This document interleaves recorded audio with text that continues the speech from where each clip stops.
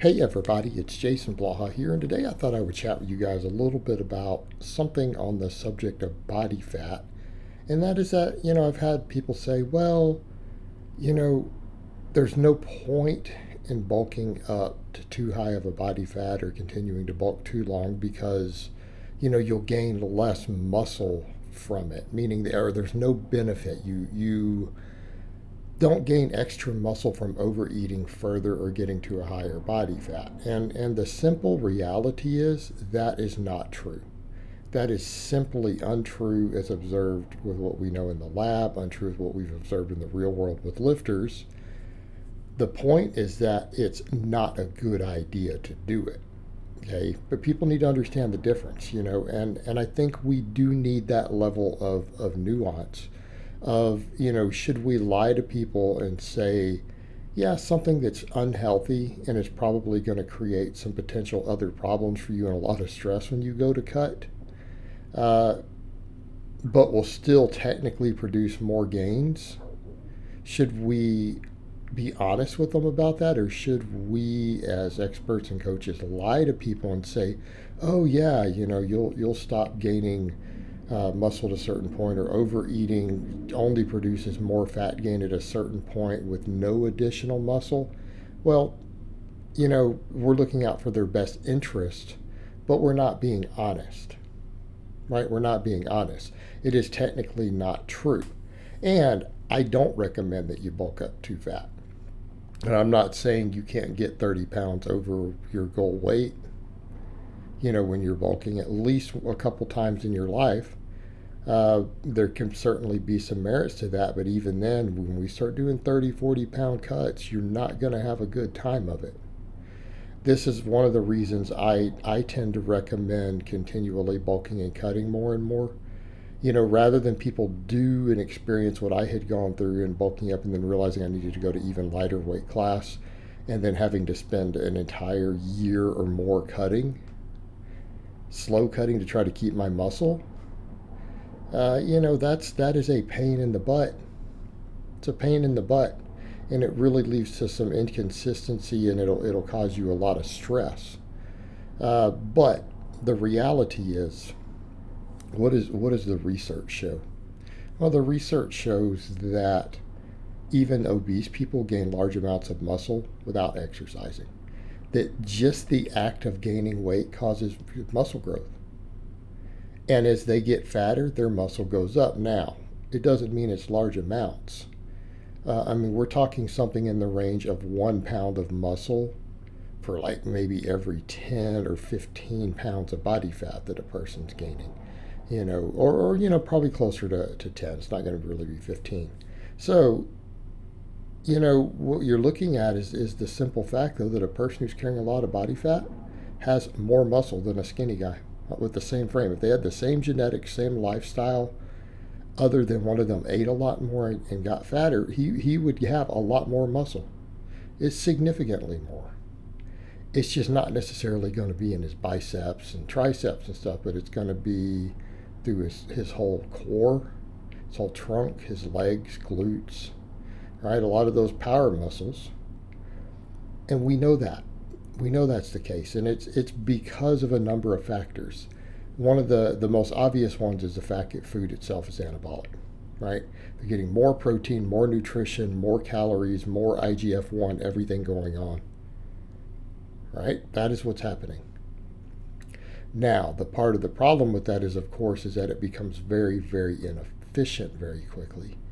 And that's a point we could make for staying much leaner, is that what does tend to happen is that insulin sensitivity, inflammation and stuff go up as you gain body fat.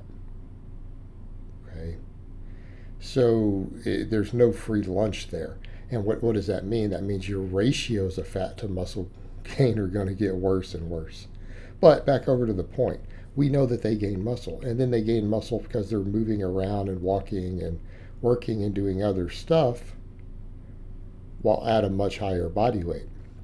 So if you meet someone who is, say, obese, and they work a manual labor job, which is not that uncommon in America, that person may be pretty damn strong, and they may have more muscle than some of the skinnier guys who've been lifting weights for a year and a half or 2 years. They may be stronger and bigger than you under there. Period. They just might be. Okay.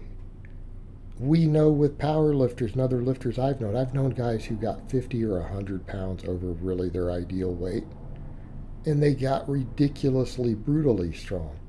But then they cut down, and they had enormous, absolutely enormous muscular bases under there. However, the majority of them did point out very quickly their relative strengths improved ridiculously, and in some cases, things like their deadlifts went up.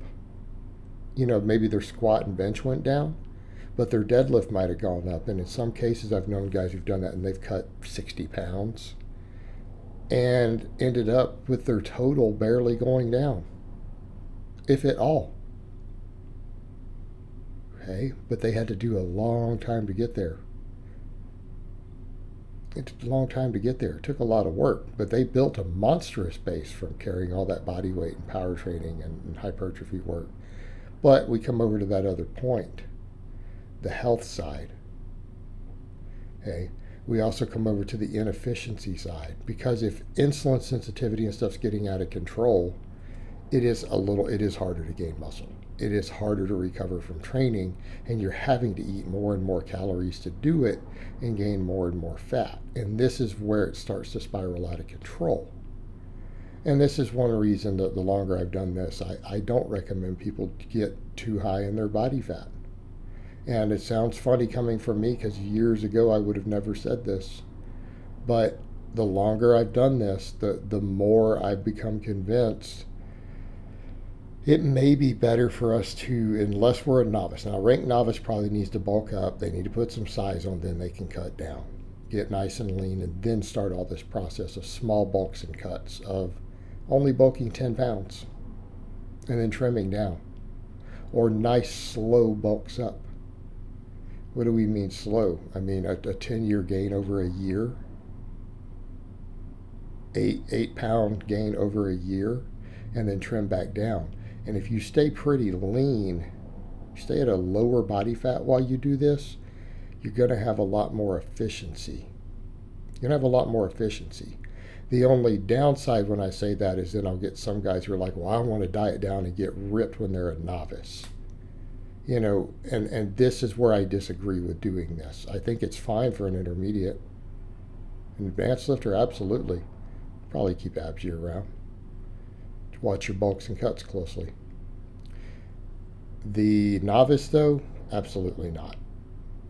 They can't afford it, because they'll waste a lot of their noob gains, right?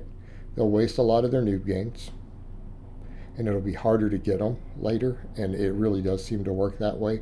If you trained for a year and then you run a novice program and you didn't gain much muscle, you're going to gain less muscle on the novice program than a novice normally will. It puts you behind. You seem to miss out. And that's just the reality. But, you know, they cut too lean, and you don't have muscle. Basically, cutting down lean is going to leave you emaciated, is the point.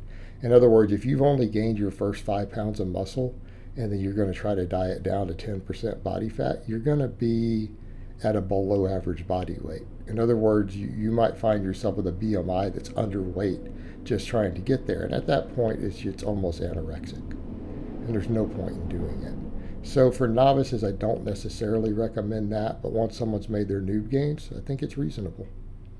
All right, guys, but that's really all I have to say on that today. I hope it's been informative, and I will talk to you guys next time.